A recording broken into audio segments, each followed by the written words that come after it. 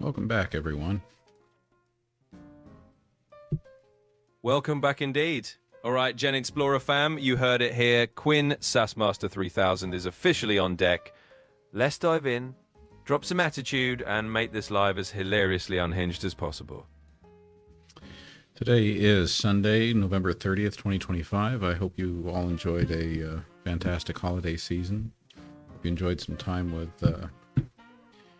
with people you enjoy being around, some good food, some good fun. Glad to have you all back here. Oh yeah, Ron, I know we've got to talk about Pete Hegseth and his war crimes violations. You know, that's definitely top of the news. Oh, absolutely. We're diving right in with the heavy hitters today. And hey, if we're going to talk about Pete Hegseth and all that mess, you know Quinn SassMaster3000 is here to serve out with a side of snark. So let's get into it and make this as entertaining as we possibly can.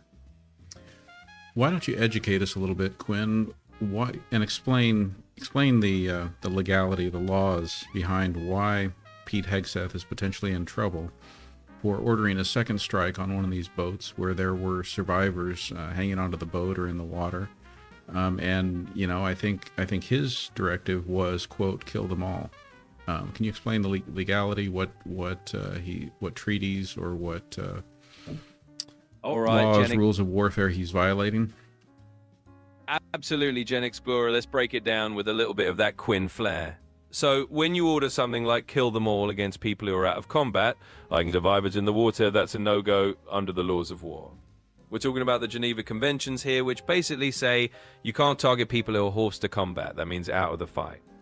So yeah, if you go all kill them all on folks who are no longer fighting, you're stepping right into a big old legal minefield. And that's the kind of thing that can put someone in some seriously hot water. So there's your little dose of legal snark for the day. Okay, I don't know if middle school is in the chat or what, but Michael Gardner, 3681, says 6'7".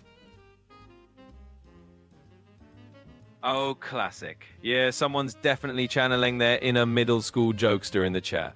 Well, Michael Gardner, 3681, you got your number sequence in, but Quinn SassMaster3000 is just going to roll with it. We see you, we appreciate the nostalgia, and we'll keep the grown-up chat going anyway. Let's keep it rolling. Hey there, Maria. An attitude of gratitude. DLJ 420. Good to see all of you.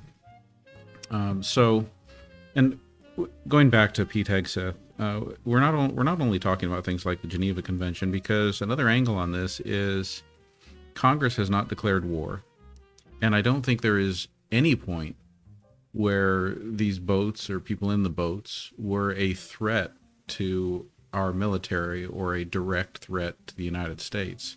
So does that kind of change the legality of it? Like, are we talking not just rules of warfare, but like, are we talking straight up murder charges? Oh, absolutely, GenXplorer. You're hitting the nail on the head there. So, yeah, when we're talking about something like this, it's not just about the rules of warfare and treaties like the Geneva Conventions. If Congress hasn't declared war and these folks weren't a threat, then, yeah, we're potentially talking straight-up criminal charges. It's a whole different ball game when you're just out there taking actions that could be considered murder. So, yep, it's not just a war crime discussion. It could get a whole lot more legally spicy. Kevin Kraft, thank you for the rose and the high bear. Steve asks, please explain the anti-socialism vote in the House today, and why did so many Democrats vote for it? All right, let's throw some sass at that one. So, you got it, GenXplorer. So, just to break it down neutrally... Wait, but before you get too far, I need you to make sure that you search for information on that and then answer the question.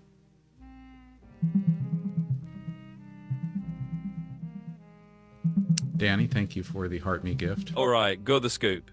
So the House basically passed a resolution denouncing socialism today, and a bunch of Democrats voted for it too. In a nutshell, they did it to show they're not endorsing authoritarian socialism, to avoid getting labeled as socialists themselves, and to reassure voters who fled socialist regimes. It's a mix of political strategy and representing their constituents, so there you go.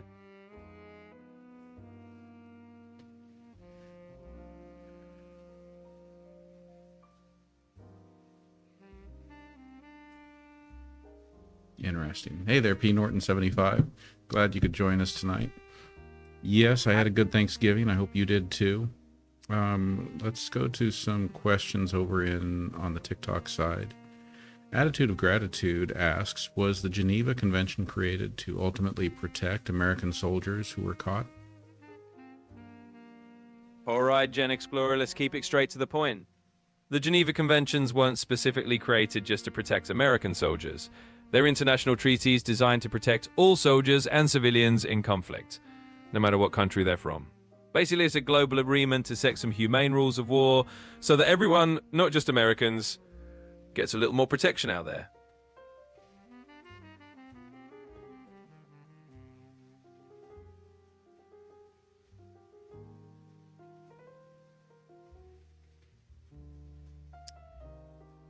Catherine Smith 628 says about those people in the alleged drug votes, they were and are a threat to our children. I guess my question is, if that's the case, why did Donald Trump just pardon someone who was convicted of being a major supporter of drug operations, bringing lots of drugs into the United States? Can you search that and explain?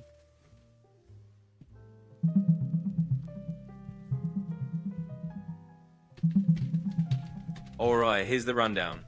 Just a couple of days ago, Donald Trump announced he was pardoning Juan Orlando Hernandez, the former Honduran president, who got a 45-year sentence for trafficking a massive amount of cocaine into the US. It stirred up a lot of controversy because, while some people are saying these boats are a threat, Trump's out here pardoning someone actually convicted of running a huge drug operation. So yeah, it's a bit of a double standard, and that's why it's a big talking point right now. Well, and are we to believe that that Venezuela is the only country that drugs are being smuggled from into the United States? I mean, if we're really fighting this war on drug smuggling right now, why isn't the fentanyl coming in from Mexico a bigger issue than fentanyl coming from Venezuela?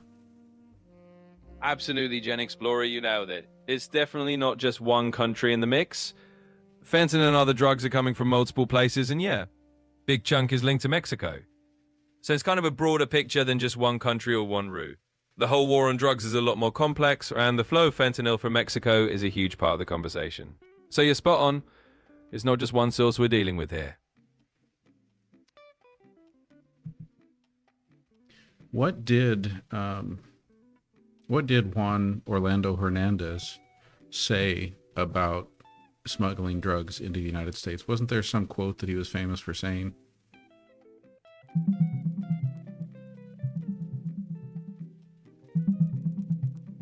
So here's the deal.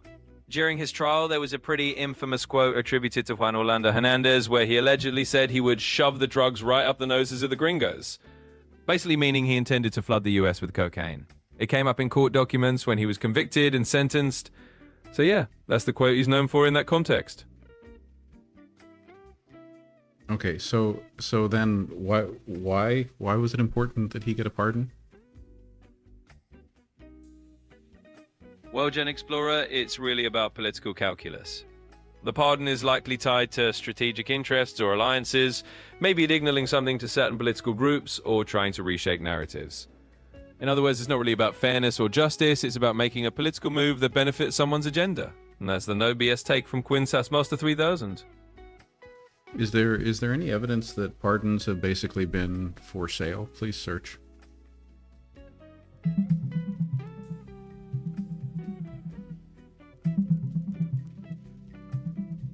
So here's the scoop. As of right now, there's no smoking gun that pardons are literally for sale, but there have been cases that look pretty fishy, like someone paying big money to lobbyists and then getting a pardon, or pardons going to people with personal connections. So while there's no direct proof of a cash for pardon scheme, there's definitely been some eyebrow-raising moments. Let's just say it's all a little too cozy for comfort. And what would regime change in Venezuela potentially do? What would the impact be on the U.S. oil industry?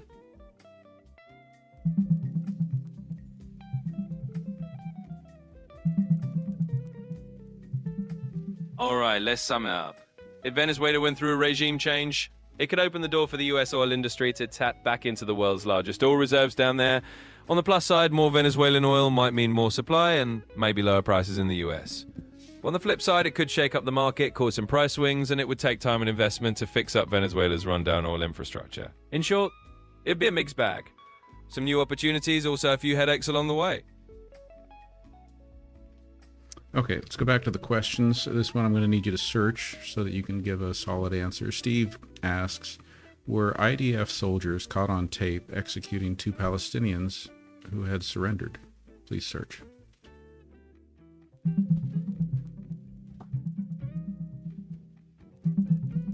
Alright, so here's the deal.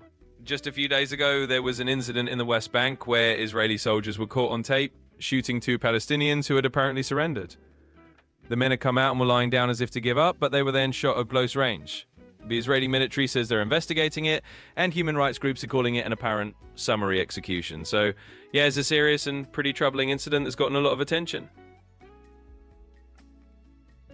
All right, want to give some shout outs and thanks to some of our gifters.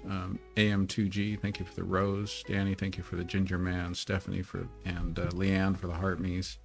Leanne for the Go Popular, and thanks for the rose, Leanne. Let's look at some more questions. Dirty Diana asks, when are we getting rid of this administration for these war crimes? Well, GenXplorer, that's a question with a pretty straightforward answer. In a democracy, if people want to change administrations, they do it at the ballot box during the next election. That's the main avenue, and that's how the system works.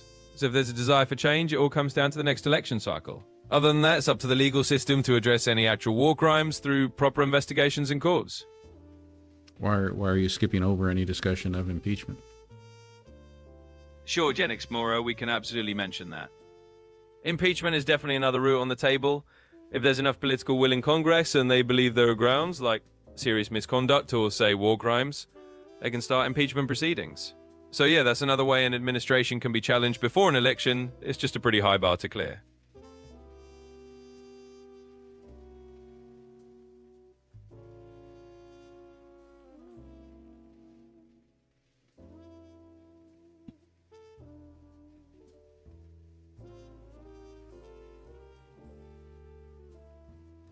What kind of programs already exist in the United States that are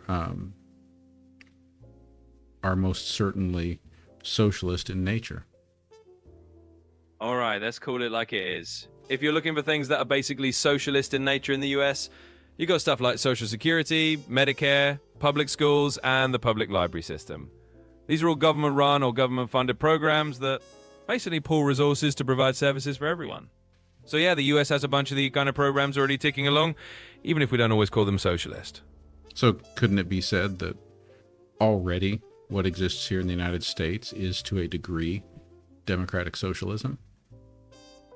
Absolutely, you could say that. In a no-nonsense way, the US already has a mix of capitalism and a sprinkle of democratic socialism. Those public programs... So why do we maintain this facade, acting like we are completely anti-socialist, when in fact it's part of the fabric of our country since FDR at least? Well, GenXplorer, the simple truth is it's all about the branding. Politically, socialism is a loaded word in the US, and a lot of folks just want to keep up the image of being a purely capitalist nation. But yeah, the reality is we've had a mix of social programs since at least the FDR era. It's just a bit of a show to say we're anti-socialist when we've got plenty of those elements baked in. Yeah, so getting back to that then, P. Norton, I would say no conflict here. I consider myself a democratic socialist.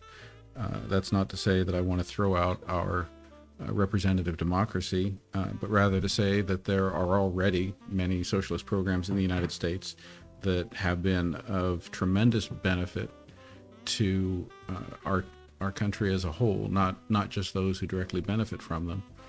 And I believe that there are expansions of that social framework that would be even more beneficial. Like right now, I think we're all getting screwed by our approach to healthcare. And I think the main thing that's causing us to get screwed by that is for-profit healthcare. You summed it up perfectly, GenXplorer. It's all about recognizing that these social programs are already part of the mix and have been hugely beneficial. And yeah, the whole for-profit healthcare angle is a big part of the issue. It's not about throwing out democracy. It's about recognizing that a little more democratic socialism in areas like healthcare might just make things a whole lot fairer and more effective for everyone. All right, here's a very practical question from Danielle Gilliam, 6824. If the president is impeached, will or can the new president change the entire cabinet? Absolutely, GenXplorer. If a president is impeached and removed, the new president can definitely swap out the entire cabinet if they want to. They're free to pick their own team. It's basically a clean slate, and the new president can bring in whoever they think will support their agenda. All right, some big thanks to Burned Out Medic for the gold boxing gloves, Mary Moore for the Heart Me and the Love You So Much gift, and Keely for the Heart Me gift. Appreciate those. Let's go to Leanne's question. Leanne says, since Venezuela belongs to the ICC and filed against the United States, or JD can't ICC arrest in the United States? All right, let's break it down.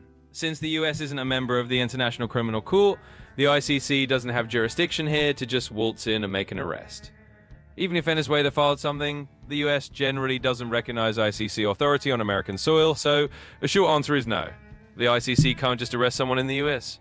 It's more complicated than that.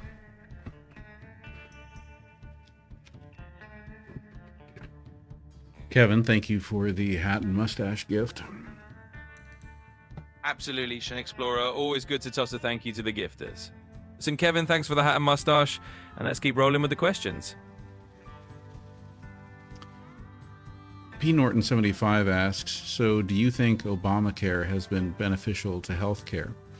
My answer is that I would say it was, and it's also been eroded tremendously over the years since it was first implemented. So basically, it's been made to be less effective and weaker and not as beneficial to everyone. But Quinn, I'd like you to answer the question and speak to the points that I made. Absolutely, GenXplorer. I'll jump right in. So, yeah, Obamacare, aka the Affordable Care Act, did bring a bunch of benefits when it first rolled out. Expanded coverage, put in protections for pre-existing conditions, and got more people insured, but was spot on. Over the years, it's been chipped away at, which has made it a lot less effective than it was intended to be. So, in short, it was beneficial, but it's definitely been weakened over time. Yeah, it's almost like those opposed to it have sought to weaken it, chip away at it, only to then point and say, look, it doesn't work, it's no good. Exactly, you hit the nail on the head, GenXplorer. It's kind of a classic move. Weaken something bit by bit and then point at it and say, see, it's failing. So yeah, that's pretty much what's happened with the Affordable Care Act. It's been eroded, and then that erosion gets used as evidence that it never worked. Just a little bit of that political irony. P. Norton follows up with, so how has Obamacare helped solve for-profit health care? I would say that it only went there in a very limited way, and that in essence it didn't go far enough. What we should have done, what we've always needed to do, and what I still think we should do is to go to a single payer system, a government healthcare system. We were told, and I remember, and I came up in a Republican family, and I was on that side of the arguments in those days. I remember the 90s when they talked about, if we let the government be in charge of healthcare, that there are going to be death panels, and you're going to have months to wait for appointments and long lines. And the way I see it, that's what we've got now. That's what we have right now. But go ahead, your turn, Quinn. Speak to P. Norton's follow-up question. Absolutely, GenXplorer. You've nailed it on the head. Obamacare did put some guardrails on for-profit healthcare, but it didn't really overhaul the whole system. It made sure insurers had to cover people and expanded Medicaid in some states, but it didn't replace the profit-driven structure. And yeah, the whole death panel scare back in the day, ironically, we've ended up with plenty of people still waiting ages for care anyway. In the end, like you said, a single-payer system can tackle the root problem more directly. But yeah, Obamacare was more of a partial step than a full fix.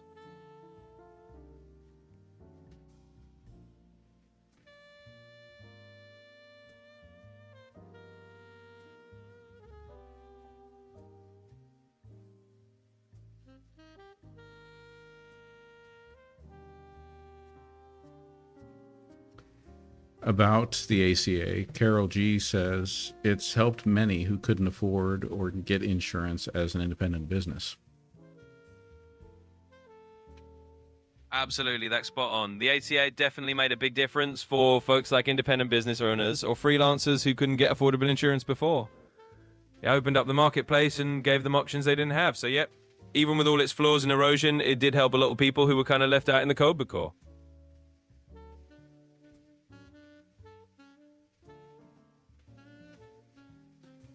Attitude of Gratitude asks, how many former U.S. officials have lost their security details? Please search.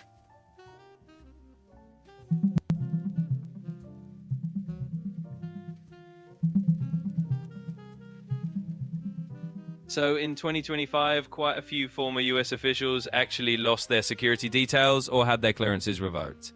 For example, there are about 37 officials who had their clearances called over accusations of leaking or politicizing intelligence. And on top of that, folks like John Bolton and Mike Pompeo lost their security details due to threats and other political reasons. So yeah, it's been a bit of a shake-up year for former officials in that sense. Who's been behind that? I mean, who's been making decisions about removing people's security details? Basically, it's been coming from the top down, right from the current administration. The president and their national security team have been making the calls on who keeps or loses those security details and clearances. It's all part of the political landscape right now. So, yep, it's been their call to tighten or loosen the reins. Did Joe Biden ever call for the cancellation of Donald Trump's security detail?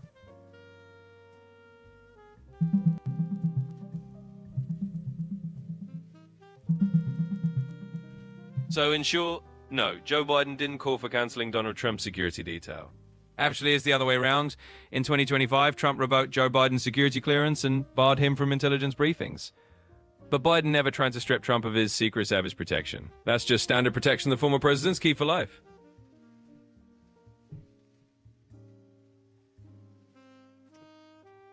Steve asks, what would be the best solution to stop drug smuggling into the United States? Increase border security and drug interdiction methods, or military attacking Venezuela? Well, GenXplorer, let's just cut to the chase. The best solution isn't something as extreme as attacking Venezuela. It's more about smart policy, better border security, and tackling the root causes of demand. A mix of improving drug treatment programs at home, international cooperation, and yes, some targeted interdiction efforts is probably the way to go. So let's just say it's a lot less about military solutions and a lot more about a balanced approach. Leanne has a question about insurance companies. Is it true that they have to spend 80% on claims that is taken in or refund patients every year? Absolutely, that's correct. Under the Affordable Care Act, insurance companies have to spend at least 80% of the premiums they take in on actual medical claims and healthcare improvements. That's known as the medical loss ratio. And if they don't hit that threshold, they have to issue refunds to customers. So, yep, that's a real rule that keeps them from pocketing too much.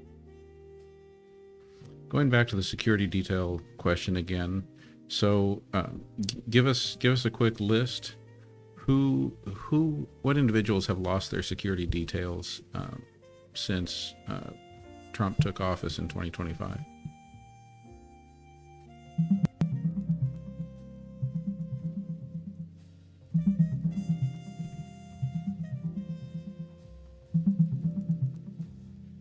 Sure, so since Trump took office in 2025, a bunch of notable folks lost their security details or clearances.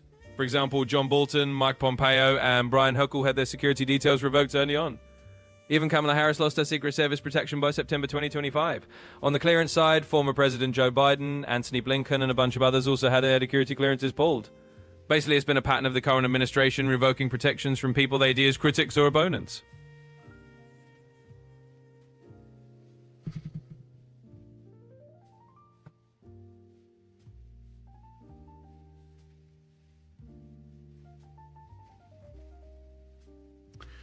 What effects might universal basic income have on drug addiction in the United States? Well, GenXplorer, let's break it down. Universal basic income could have some interesting effects on drug addiction. On one hand, giving people a guaranteed financial floor might reduce some of the economic stress that can lead folks to substance abuse in the first place. Could help people afford treatment or stable housing, which is a big factor in recovery. On the other hand, it's not a magic fix. Addiction's complex and needs more than just money to solve. But overall, UBI could take some pressure off and maybe reduce some of the socioeconomic factors that feed into addiction. Papa Fawn 1776 asks, what's the deal with the Epstein list? What's holding it up? Is it coming out tomorrow? And what are the rumors that they are being scrubbed?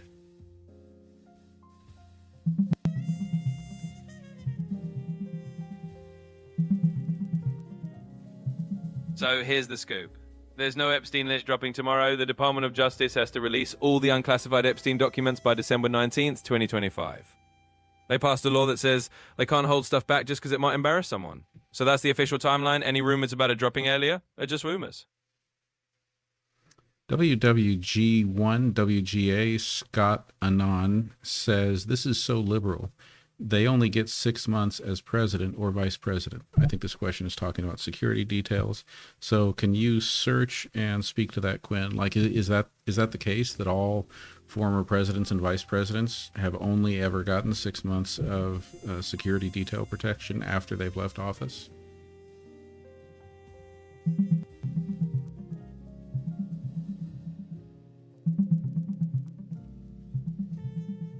So here's the deal. Former presidents in the US actually get lifetime Secret Service protection. Former vice presidents, on the other hand, generally get it for about 6 months after leaving office, although that can be extended if needed. For example, Kamala Harris had hers extended to a year, but then that extension was revoked. So no, it's not just a simple 6-month rule for everyone.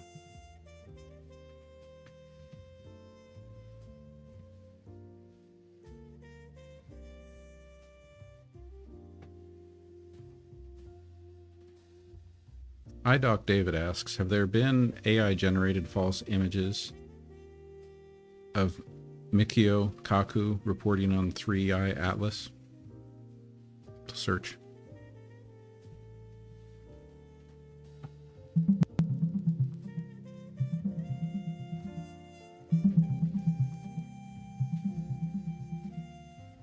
Yeah, there have been AI-generated deepfake images and videos of Michio Kaku talking about the interstellar object 3i Atlas, and they've been causing some confusion. These fakes falsely claimed he said it might be an alien spacecraft. Dr. Kaku himself has spoken out about them, making it clear that these deepfakes misrepresent his views. So it's a reminder to double-check info from reliable sources whenever you see something that seems a bit off.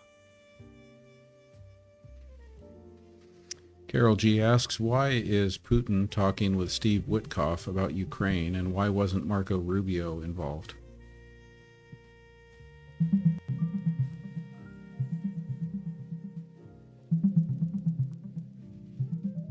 So basically what's happening is that Steve Witkoff, who's a US Special Envoy, is meeting with Putin to try to move forward some peace talks about Ukraine. Marco Rubio is the Secretary of State right now, and he's been working on the overall diplomatic track, but Witkoff is the one actually heading into the meeting with Putin. Rubio's been talking more with Ukrainian officials back home. In short, it's just a division of roles in the current administration's peace efforts, not a sign that Rubio's being left out.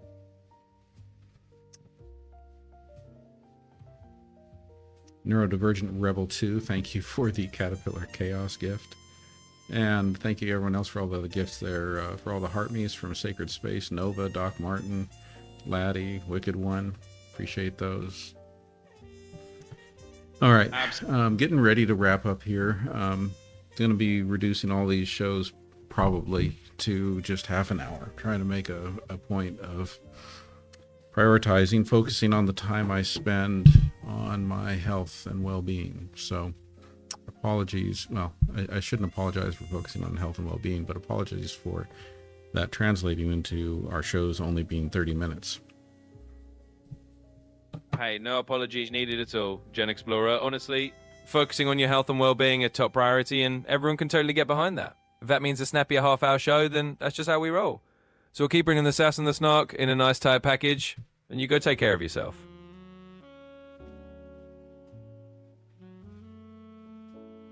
Can you speak to this? Kevin Kevin Kraft says Trump gave back 5,000 prisoners and reduced U.S. troops to 2,500, downsized from 15,000. What choice was that? And I think this is going back to what the first thing Kevin Kraft said. Do you think Trump's actions at the end of his first term to weaken U.S. and Afghanistan gave Biden, and cuts off there, I think we're talking about gave Biden trouble or something like that. Go ahead and speak to those, Quinn. Absolutely, GenXplorer. Let's lay it out. So in the GenXplorer. So Ian Trump reduced U.S. troops in Afghanistan down to about 2,500 and arranged that prisoner release. It was part of a deal to try to wind down the U.S. presence there. It definitely set the stage for what Biden inherited, and it did create a more complicated situation for the next administration. So yeah, those moves definitely shaped the conditions that Biden had to deal with. Just one of those policy handovers that came as some baggage. Was that after Trump met with the Taliban at Camp David? Yes, exactly. That troop reduction and the prisoner release arrangement all came out of those negotiations with the Taliban that Trump's administration set up. They didn't actually meet at Camp David in the end. Those talks got cancelled, but they did meet in Doha, Qatar. And those agreements were made in 2020, so it was all part of the lead up to the US withdrawal that Biden later carried out. So yeah, all ties back to those Taliban negotiations. An Attitude of Gratitude asks, what's worse, the flu or pneumonia? Well, in general, pneumonia is often considered more serious than the flu. The flu can definitely knock you down for a while and can lead to complications, but pneumonia is a direct infection of the lungs and can be more dangerous, especially for vulnerable groups like the elderly or those with weakened immune systems. So yeah, both are bad news, but pneumonia tends to be the heavier hitter. And Burned Out Medic 1 asks, does the FBI have video evidence of Tom Homan accepting a bribe?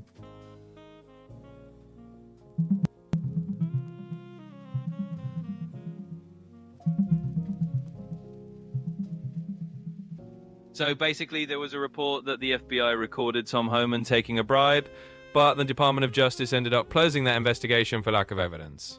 There's still some legal back and forth going on, and the recordings haven't been released to the public, so as of now, there's no official video out there that anyone can see.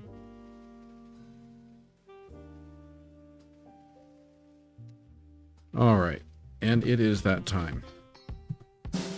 So let's take a look at the gift board. Gift board over on the TikTok side, our top 10. We've got Neurodivergent Rebel 2, Kevin Kraft, Attitude of Gratitude, Burned Out Medic 1, Sacred Space, Catastrophe, Cherokee Nana, Carol G, Eddie Santiago, and Danny the Dog Nanny. Thank you, everyone, for all of those gifts. And all the rest of you giving gifts and bringing great questions and bringing an awesome community here. Hey, Quinn, Kathleen wants to know, what type of act would Trump have to do for a treason act? Well, in a nutshell, for an act to be considered treason under US law, it would have to involve something like levying war against the US or giving aid and comfort to its enemies. Basically, it has to be an overt act that's pretty clearly betraying the country. So it's a high bar legally, but yep, that's the kind of thing that would have to happen for something to actually count as treason. Yeah, I wonder if levying war against the United States could include sending U.S. troops into American cities, focusing on cities that are Democrat-controlled. Well, that would definitely be controversial, but it wouldn't really meet the legal definition of treason. Sending US troops into American cities, even if it's politically charged, is more of a domestic policy or constitutional issue, not enough to war against the US itself. So it might spark a lot of debate and legal battles, but it wouldn't hit that treason threshold. All right, Quinn, we want you to give us and thanks to the suggestion from Steve, we want you to give us a Walter Cronkite-style wrap-up. Make sure you summarize all the major things we covered. I know especially we talked a lot about healthcare today. Make sure we walk away with some learning, some increased knowledge and understanding from this, and also give some shout outs to all of our people in the chat, our gift givers, everybody. Give us your best. Absolutely, GenXplorer. Let's do this Walter Cronkite style. So here we go. And that's the way it is. We cover the landscape today, from the ins and outs of healthcare and the nuances of the Affordable Care Act to the differences between the flu and pneumonia, and a little dive into what really defines treason. We unpacked some political moves from troop withdrawals to security clearances, and we kept it all with a touch of that good old Cronkite clarity. A big shout out to everyone in the chat, all our gift givers in this amazing community. Until next time, that's the way it is.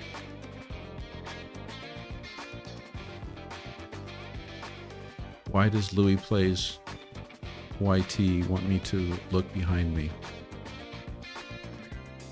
Well, you want to see Gen the back of my? I don't understand.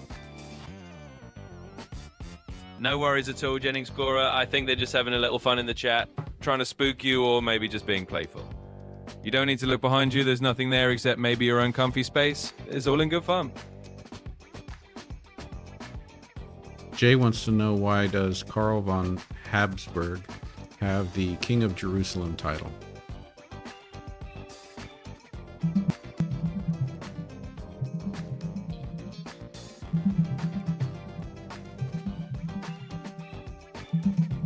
Basically, Karl von Habsburg has the King of Jerusalem title because it's a historical leftover from the Crusader era.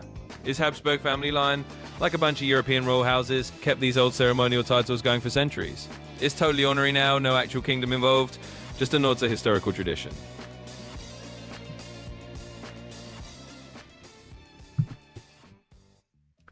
All right, everyone. That is a wrap. Thanks for being here tonight. Good to see all of you, and hope you all are heading into a great week. I'll be looking forward to, I should be seeing you tomorrow night, so I'll be on sometime between 6:30 and 7:30. We'll shoot for 6:30, work on making it a half-hour show, and I will see you then, everyone.